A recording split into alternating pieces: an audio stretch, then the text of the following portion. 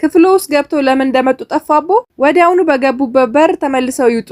አይምሮ የጠፋውን ትዝታ ወዲያውኑ ያገኘዋል። ጸጥ ባለ ክፍል ውስጥ ኦዶት እየጮኸ አሳቀቆ ድምጹን ለማቆም የእጆትን መዳፍ ወዶ ላይ አጥብቀው ጫን ይበሉ። ከምግብ በኋላ አፎ መጥፎ ጣዕም አመጣ።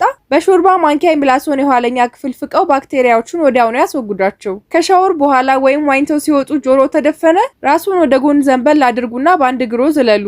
የመሬት ስበትና ንዝረቱ ውሃው እንዲወጣ ያደርጋሉ። በሐሳብ ተወጥረዋል። የሚወዱትን ዘፈን ወይም መዝሙር በከፍተኛ ድምጽ ያንጎራጎሩ ይስፈኑ። የድምጾ ንዝረት ለአይምሮ ሁሉም ነገር ሰላም መሆኑን የሚገልጽ ምልክት ያስተላልፋል። ኃይል አጡ? እጆቹን ለ10 ሰከንድ አጥብቀው አጨብጭቡ። ይህም የደም ዝውውርን በመጨመር በመላው የነርቭ ስርዓት ቅጽበታዊ መነቃቃትን ይሰጡታል። ለሽንቱ በሌሊት 3 ጊዜ ይነቃሉ። ከመተኛቱ 2 ሰዓት በፊት ውሃ መጠጣቶትን አቁሙ። ቀን ላይ ደግሞ እግር ማጣበቂያ ያላቸውን ካልሲዎች ተጠቀሙ። ከእንግዲህ እንቅልፍዎ አይቋረጥም። የሆድ መነፋት አጋጥሞታል? በግራ በኩል ከጡታችሁ ስር ያለውን ቦታ እሹት። ይህ የሆድ አየር እንዲያስወጣ በመርዳት ሙሉነት ስሜቱ ወዲያውኑ ያቃልለዋል። ትኩረት ማድረግ አቅቶታል? የግራ አፍንጫ